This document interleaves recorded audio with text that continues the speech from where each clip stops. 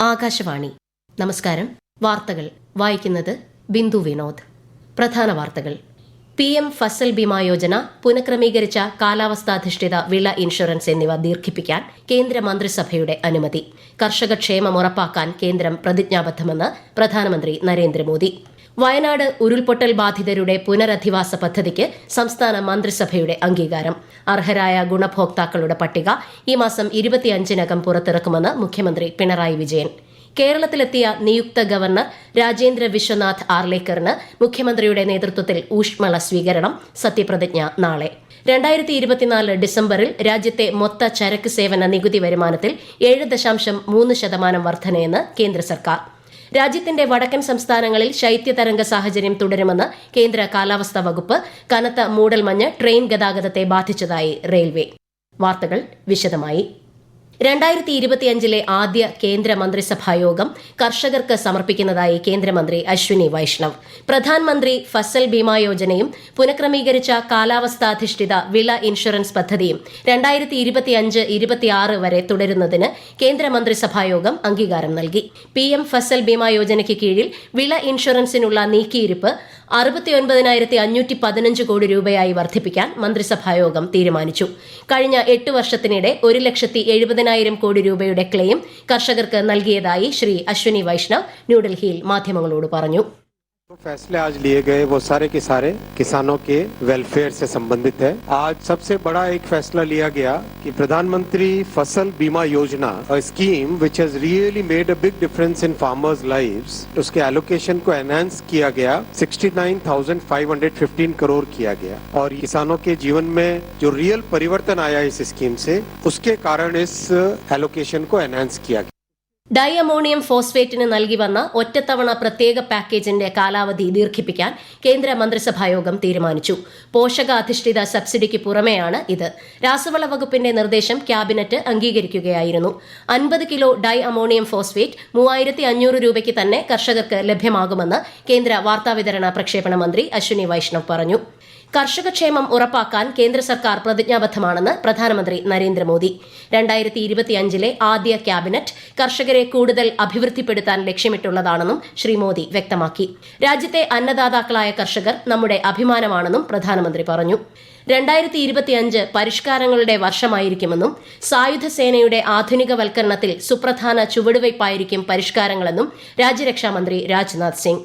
പ്രതിരോധ മേഖലയിലെ സുപ്രധാന പദ്ധതികളുടെയും പരിഷ്കാരങ്ങളുടെയും പുരോഗതി അവലോകനം ചെയ്യുന്നതിനായി മന്ത്രാലയ സെക്രട്ടറിമാരുമായി അദ്ദേഹം ചർച്ച നടത്തി. സായുധ സേനയെ സാങ്കേതിക വൈദഗ്ധ്യം നേടിയ യുദ്ധസജ്ജമായ സേനയാക്കി മാറ്റുകയാണ് ലക്ഷ്യമെന്നും രാജ്യരക്ഷാമന്ത്രി പറഞ്ഞു. വയനാട് ഉരുൾപൊട്ടൽ ബാധിതരുടെ പുനരധിവാസ പദ്ധതിക്ക് മന്ത്രിസഭ അംഗീകാരം നൽകിയതായി മുഖ്യമന്ത്രി പിണറായി വിജയൻ. നെടുമ്പാല, എൽസ്റ്റോൺ എസ്റ്റേറ്റുകളിൽ നിർമ്മിക്കുന്ന 2 മാതൃകാ ടൌൺഷിപ്പുകളുടെ നിർമ്മാണ ചുമതല ഊരാളുങ്കലിന് നൽകും. പുനരധിവാസത്തിന് അർഹരായ ഗുണഭോക്താക്കളുടെ പട്ടിക ഈ മാസം 25-നകം പുറത്തിറക്കും. ടൌൺഷിപ്പുകളിൽ അങ്കണവാടി, സ്കൂൾ, ആശുപത്രി, മാർക്കറ്റ്, പാർക്കിംഗ്, കളിസ്ഥലം എന്നിവ ഉണ്ടാകുമെന്നും മുഖ്യമന്ത്രി വാർത്താസമ്മേളനത്തിൽ അറിയിച്ചു. പുനരധിവാസത്തിന് ശേഷവും ദുരന്തബാധിത മേഖലയിലെ ഭൂമിയുടെ ഉടമസ്ഥാവകാശം അതാത് വ്യക്തികൾക്ക് തന്നെ ആയിരിക്കുമെന്നും മുഖ്യമന്ത്രി വ്യക്തമാക്കി. ടൗൺഷിപ്പിലേക്ക് പുനരധിവസിപ്പിക്കപ്പെട്ട ശേഷവും ദുരന്തബാധിത മേഖലയിലെ ഭൂമിയുടെ ഉടമസ്ഥാവകാശം അവരവർക്ക് തന്നെയായിരിക്കും. ഉരുൾപൊട്ടിയ ആ ഭൂമി വനപ്രദേശമായി മാറാതിരിക്കാൻ കലക്റ്റീവ് ഫാമിംഗ് പോലുള്ള ഉൽപ്പാദനപരമായ ലക്ഷ്യങ്ങൾക്കായി ഉപയോഗിക്കാനുള്ള സാധ്യതകൾ പിന്നീട് പരിഗണിക്കും. ആ ഭൂമി അതിൻ്റെ ഉടമകളിൽ നിന്ന് അന്യം നിന്ന് പോകില്ല. നിയുക്ത കേരള ഗവർണർ രാജേന്ദ്ര വിശ്വനാഥ് ആർലേക്കർ സംസ്ഥാനത്തെത്തി. തിരുവനന്തപുരം വിമാനത്താവളത്തിലെത്തിയ അദ്ദേഹത്തെ മുഖ്യമന്ത്രി പിണറായി വിജയൻ, സ്പീക്കർ AN ഷംസീർ, മന്ത്രിമാർ തുടങ്ങിയവർ ചേർന്ന് സ്വീകരിച്ചു. നാളെയാണ് ഗവർണറുടെ സത്യപ്രതിജ്ഞ. രാവിലെ 10:30 രാജ്ഭവനിൽ നടക്കുന്ന ചടങ്ങിൽ കേരള ഹൈക്കോടതി ചീഫ് ജസ്റ്റിസ് നിതിൻ മധുക്കർ ജംദാർ സത്യവാചകം ചൊല്ലിക്കൊടുക്കും. 15ാം കേരള നിയമസഭയുടെ 13ാം സമ്മേളനം ഈ മാസം 17 മുതൽ വിളിച്ചു ചേർക്കാൻ ഗവർണറോട് ശുപാർശ ചെയ്യാൻ സംസ്ഥാന മന്ത്രിസഭായോഗം തീരുമാനിച്ചു. ഗവർണറുടെ നയപ്രഖ്യാപന പ്രസംഗത്തിന്റെ കരട് തയ്യാറാക്കുന്നതിനായി മന്ത്രിസഭാ ഉപസമിതിയെ യോഗം ചുമതലപ്പെടുത്തി. 92ാമത് ശിവഗിരി തീർത്ഥാടനത്തിന് സമാപനം. കേന്ദ്ര സഹമന്ത്രി ജോർജ് കുര്യൻ സമാപന സമ്മേളനം ഉദ്ഘാടനം ചെയ്തു. അടിസ്ഥാന വർഗത്തിന്റെ സ്വാതന്ത്ര്യത്തിനു വേണ്ടി നിലകൊണ്ട മഹാനാണ് ശ്രീനാരായണ ഗുരുവെന്ന് കേന്ദ്രമന്ത്രി പറഞ്ഞു. കണ്ണൂർ ശ്രീകണ്ഠപുരത്തിനടുത്ത് വളക്കയിൽ സ്കൂൾ ബസ് മറിഞ്ഞ് വിദ്യാർത്ഥിനി മരിച്ചു. കുറുമാത്തൂർ ചിന്മയ സ്കൂളിലെ 5ാം ക്ലാസ് വിദ്യാർത്ഥിനി നേദ്യ എസ് രാജേഷാണ് മരിച്ചത്. 15 കുട്ടികൾക്ക് പരിക്കേറ്റു. ഈ വാർത്തകൾ ആകാശവാണിയിൽ നിന്ന്. ആകാശവാണി വാർത്തകളും വാർത്താധിഷ്ഠിത പരിപാടികളും All India Radio News Thiruvananthapuram YouTube ചാനലിലും All India Radio News Thiruvananthapuram Facebook പേജിലും AR News_ തിരുവനന്തപുരം ഇൻസ്റ്റഗ്രാം അക്കൌണ്ടിലും AR News_TVM X ഹാൻഡിലും ലഭ്യമാണ്. ഗുജറാത്തിൽ വാവ് ധരാദ് എന്ന പേരിൽ പുതിയ ജില്ല രൂപീകരിക്കുന്നതിന് സംസ്ഥാന സർക്കാരിന്റെ അനുമതി. ഉത്തര ഗുജറാത്തിലെ ബനസ്കന്തയെ വിഭജിച്ചാണ് പുതിയ ജില്ല രൂപീകരിക്കുക. ഗുജറാത്തിലെ 34ാമത് ജില്ലയായിരിക്കും ഇത്. മുഖ്യമന്ത്രി ഭൂപേന്ദ്ര പട്ടേലിന്റെ അധ്യക്ഷതയിൽ ചേർന്ന ക്യാബിനറ്റ് യോഗത്തിന്റേതാണ് തീരുമാനം. രാജ്യത്ത് വാണിജ്യ ആവശ്യത്തിന് ഉപയോഗിക്കുന്ന പാചകവാതക സിലിണ്ടറിന്റെ വില കുറഞ്ഞു. 19 കിലോ ഭാരമുള്ള LPG സിലിണ്ടറിന് 14 രൂപ 50 പൈസയാണ് കുറച്ചത്. അതേസമയം ഗാർഹിക ആവശ്യത്തിന് ഉപയോഗിക്കുന്ന പാചകവാതകത്തിന്റെ നിരക്കിൽ മാറ്റമില്ല. 2024 ഡിസംബറിൽ രാജ്യത്തെ മൊത്ത ചരക്ക് സേവന നികുതി വരുമാനത്തിൽ 7.3% വർധന. 2023 ഡിസംബറിൽ 1.64 ലക്ഷം കോടി രൂപയായിരുന്ന മൊത്തം GST വരുമാനം ഇക്കഴിഞ്ഞ ഡിസംബറിൽ 1.76 ലക്ഷം കോടി രൂപയായി വർദ്ധിച്ചു. 2024 ഡിസംബറിൽ കേന്ദ്ര GST വരുമാനം 32,836 കോടി രൂപയും സംസ്ഥാന വരുമാനം 40,499 കോടി രൂപയുമാണ്. രാജ്യത്തിന്റെ വടക്കൻ സംസ്ഥാനങ്ങളിൽ ശീതതരംഗ സാഹചര്യം തുടരുമെന്ന് കേന്ദ്ര കാലാവസ്ഥാ വകുപ്പ്. കനത്ത മൂടൽമഞ്ഞിനെ തുടർന്ന് ട്രെയിൻ ഗതാഗതം തടസ്സപ്പെട്ടു. ഡൽഹിയിലേക്കുള്ള 22ഓളം ട്രെയിനുകൾ 2 മണിക്കൂർ വരെ വൈകിയാണ് സർവീസ് നടത്തുന്നതെന്ന് ഇന്ത്യൻ റെയിൽവേ അറിയിച്ചു. സ്റ്റേഷനിലെത്തുന്നതിന് മുമ്പ് യാത്രക്കാർ ട്രെയിനുകളുടെ പുതിയ സമയക്രമം പരിശോധിക്കണമെന്നും റെയിൽവേ അഭ്യർത്ഥിച്ചു. മൂടൽമഞ്ഞ് സമയങ്ങളിൽ സ്വീകരിക്കേണ്ട നടപടികൾ സംബന്ധിച്ച് വിമാന കമ്പനികൾ, വിമാനത്താവള അധികൃതർ തുടങ്ങിയവരുമായി വ്യോമയാന മന്ത്രാലയം ചർച്ച നടത്തി. ചർച്ചയിൽ സുരക്ഷാ ഏജൻസികൾ ഉൾപ്പെടെയുള്ളവരുമായി സഹകരിച്ച് പ്രവർത്തിക്കേണ്ടതിന്റെ ആവശ്യകത മന്ത്രാലയം വ്യക്തമാക്കി. കാലതാമസം കുറച്ച് യാത്രക്കാർക്ക് മികച്ച സേവനം ഉറപ്പുവരുത്തണമെന്ന് കേന്ദ്ര വ്യോമയാന മന്ത്രി കിഞ്ചരാപ്പു രാം മോഹൻ നായിഡു നിർദ്ദേശിച്ചു.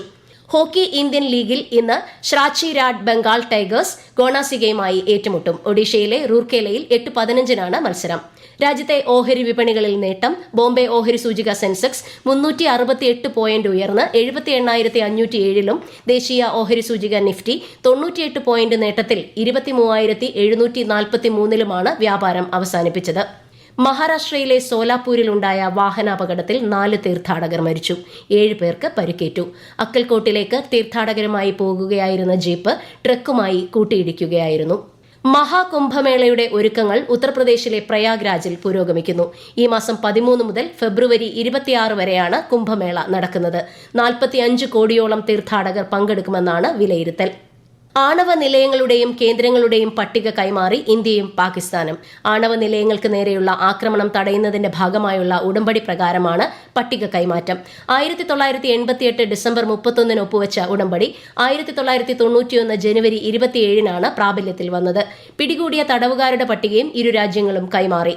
സോവിയറ്റ് കാലഘട്ടത്തിലെ പൈപ്പ് ലൈനിലൂടെയുള്ള റഷ്യയുടെ പ്രകൃതിവാതക കയറ്റുമതി നിലച്ചു. യുക്രൈൻ വഴി യൂറോപ്പിലേക്കുള്ള കയറ്റുമതിയാണ് തടസ്സപ്പെട്ടത്.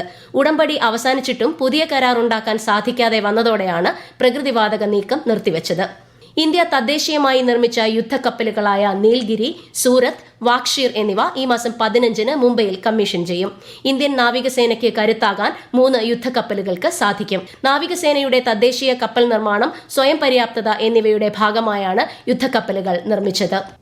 ഡൽഹിയിലെ മാലിന്യ കൂമ്പാരങ്ങൾ വൃത്തിയാക്കുമെന്ന ആം ആദ്മി പാർട്ടിയുടെ വാഗ്ദാനങ്ങൾ പാലിച്ചില്ലെന്ന ആരോപണവുമായി BJP. രാജ്യതലസ്ഥാനത്ത് 8 മീറ്ററോളം ഉയരത്തിലാണ് മാലിന്യ കൂമ്പാരമെന്ന് BJP വക്താവ് സുധാൻഷു ത്രിവേദി പറഞ്ഞു. വേനൽക്കാലത്ത് ഡൽഹിയിലെ പല പ്രദേശങ്ങളിലും ജലക്ഷാമം രൂക്ഷമാണെന്നും ശ്രീ സുധാൻഷു ത്രിവേദി ചൂണ്ടിക്കാട്ടി.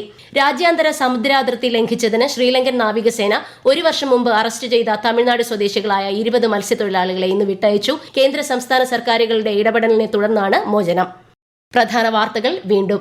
PM ഫസൽ ബിമ യോജന, പുനഃക്രമീകരിച്ച കാലാവസ്ഥാധിഷ്ഠിത വിള ഇൻഷുറൻസ് എന്നിവ ദീർഘിപ്പിക്കാൻ കേന്ദ്രമന്ത്രിസഭയുടെ അനുമതി. കർഷകക്ഷേമം ഉറപ്പാക്കാൻ കേന്ദ്രം പ്രതിജ്ഞാബദ്ധമെന്ന് പ്രധാനമന്ത്രി നരേന്ദ്രമോദി. വയനാട് ഉരുൾപൊട്ടൽ ബാധിതരുടെ പുനരധിവാസ പദ്ധതിക്ക് സംസ്ഥാന മന്ത്രിസഭയുടെ അംഗീകാരം. അർഹരായ ഗുണഭോക്താക്കളുടെ പട്ടിക ഈ മാസം 25-നകം പുറത്തിറക്കുമെന്ന് മുഖ്യമന്ത്രി പിണറായി വിജയൻ. കേരളത്തിലെത്തിയ നിയുക്ത ഗവർണർ രാജേന്ദ്ര വിശ്വനാഥ് ആർലേക്കറിന് മുഖ്യമന്ത്രിയുടെ നേതൃത്വത്തിൽ ഊഷ്മള സ്വീകരണം. സത്യപ്രതിജ്ഞ നാളെ. 2024 ഡിസംബറിൽ രാജ്യത്തെ മൊത്ത ചരക്ക് സേവന നികുതി വരുമാനത്തിൽ 7.3% വർധനയെന്ന് കേന്ദ്ര സർക്കാർ. രാജ്യത്തിന്റെ വടക്കൻ സംസ്ഥാനങ്ങളിൽ ശൈത്യ സാഹചര്യം തുടരുമെന്ന് കേന്ദ്ര കാലാവസ്ഥാ വകുപ്പ്. കനത്ത മൂടൽമഞ്ഞ് ട്രെയിൻ ഗതാഗതത്തെ ബാധിച്ചതായി റെയിൽവേ. വാർത്തകൾ കഴിഞ്ഞു. അടുത്ത വാർത്താ പ്രക്ഷേപണം രാത്രി 8:35.